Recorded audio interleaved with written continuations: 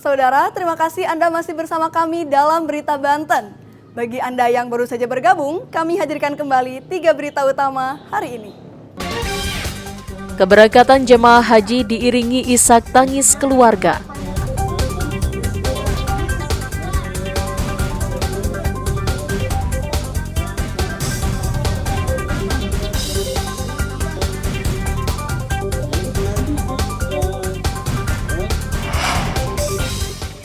Tolak aktivitas penambangan, warga usir alat berat.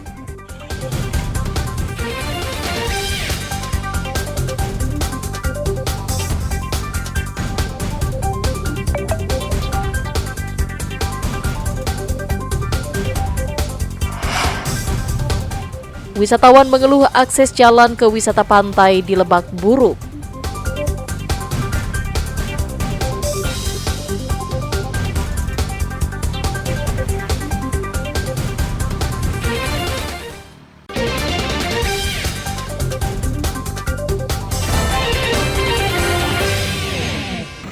Lagi mengawal itu. Kesal karena aktivitas penambangan pasir kembali beroperasi, puluhan warga desa Pagintungan, Kecamatan Jawilan, Kabupaten Serang yang didominasi kalangan emak-emak menghentikan paksa aktivitas penambangan. Sejumlah warga mengusir secara paksa 2 alat berat yang biasa digunakan sebagai alat penambangan pasir dan batu.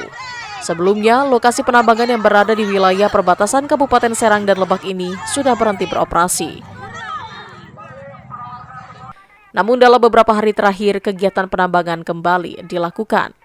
Warga menuding galian pasir dan batu tersebut merusak ekosistem alam dan banyak pengusaha tambang meninggalkan galiannya begitu saja sehingga banyak warga menjadi korban tenggelam akibat genangan air di tambang tersebut. Selain mengusir alat berat, warga juga memasang spanduk bertuliskan tuntutan warga yang meminta agar tidak ada lagi aktivitas penambangan di wilayah mereka.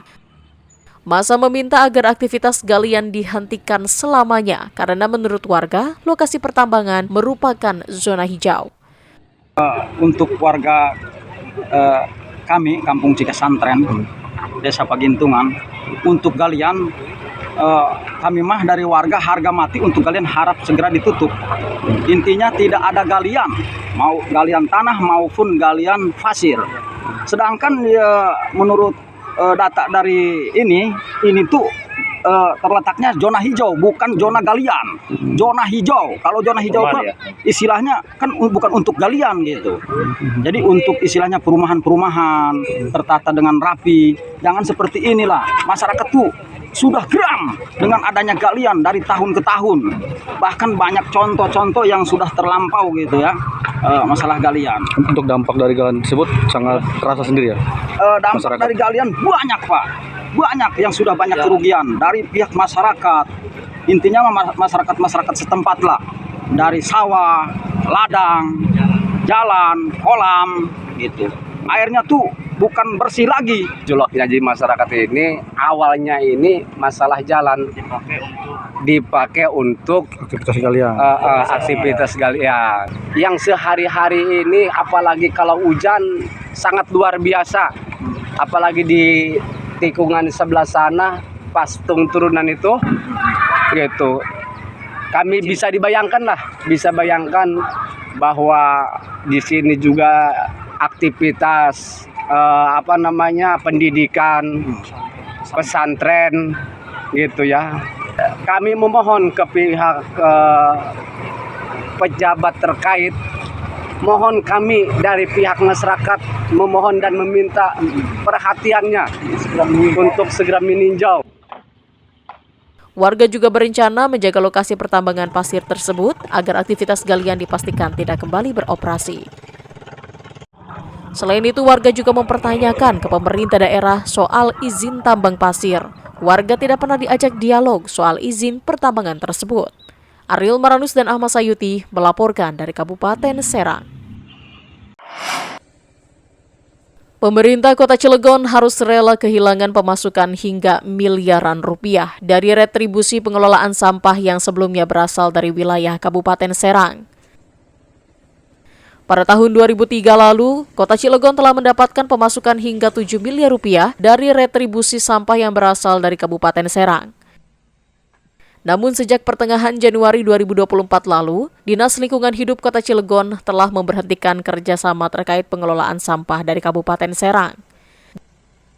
Dinas Lingkungan Hidup Kota Cilegon pihaknya memberhentikan kerjasama pengiriman sampah dari Kabupaten Serang lantaran masih menyiapkan peraturan wali kota tentang Badan Layanan Umum Daerah. Selain itu, DLH Kota Cilegon masih fokus menangani sampah yang berasal dari Kota Cilegon.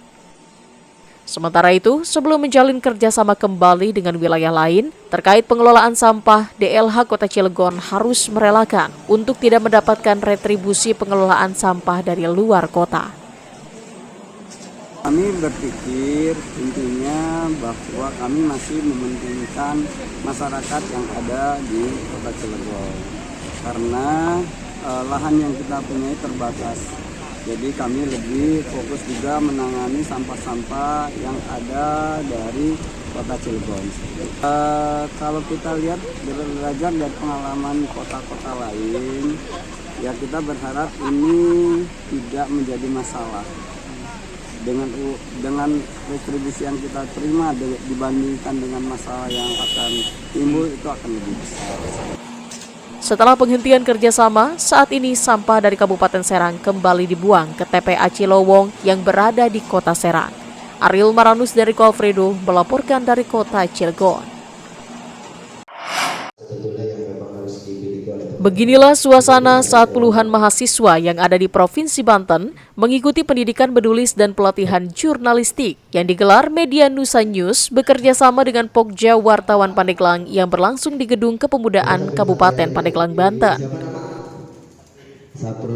Selain untuk mengenalkan dunia jurnalistik kepada para mahasiswa, pelatihan jurnalistik ini dilakukan untuk memberikan pemahaman kepada peserta bagaimana cara menulis pemberitaan yang baik dan benar. Tidak hanya diberikan teori, para peserta juga diminta untuk menuliskan contoh berita setelah mendapatkan materi tentang penulisan berita. Sejumlah peserta mengaku senang dengan adanya kegiatan pelatihan jurnalistik ini, bahkan beberapa di antara mereka mengaku berminat untuk masuk ke dunia jurnalistik karena memiliki hobi menulis. Karena ini baru masuk ke materi yang pertama, mungkin baru pengenalan sejarah jurnalistik dan cara penulisan, mulai dari pengenalan awal abjad dan sampai kepada kode etik. Seru sih, seru karena mungkin karena ada minat juga ya ranah jurnalistik gitu. Kenapa bisa pengen minat nih ke dunia jurnalistik? Dasarnya sih lebih senang menulis, senang menulis untuk kemudian kan tulisan itu kan mungkin kita menuangkan nih isi pikiran kalau dalam bentuk tulisan yang sebetulnya ada keinginan untuk mempublikasikan, hanya saja mungkin kan kita belum tahu untuk hal-hal yang aturan seperti tadi yang dijelaskan di materi. Buat pelatihan jurnalistik ini agar masyarakat dan mahasiswa, kebanyakan mahasiswa yang ikut dari berbagai daerah, ada di Pandeglang, Serang, Cilegon, terus di Tangerang juga ada. Jadi kita buat agar mahasiswa ini bisa mengetahui ilmu-ilmu tentang jurnalistik dan penulisan gitu. Karena di era yang sangat maju sekarang itu, dunia digital khususnya sudah sangat dibutuhkan sekali gitu dunia penulisan, terus pengambilan gambar dan sebagainya untuk menginformasikan yang ada di masyarakat yang terjadi saat ini. Depannya itu karena ini khususnya mahasiswa juga bisa menumbuhkan minat dan bakat mereka kepada dunia jurnalistik. Karena di masyarakat sekarang sangat banyak sekali pandangannya kalau jurnalistik itu sangat susah sekali. Sebenarnya tidak kalau misalkan dipelajari. Diharapkan dengan dilakukannya pelatihan jurnalistik dapat menarik minat mahasiswa untuk terjun ke dunia jurnalistik. Rencananya, kegiatan serupa juga akan kembali diadakan dengan peserta mulai dari pelajar hingga mahasiswa.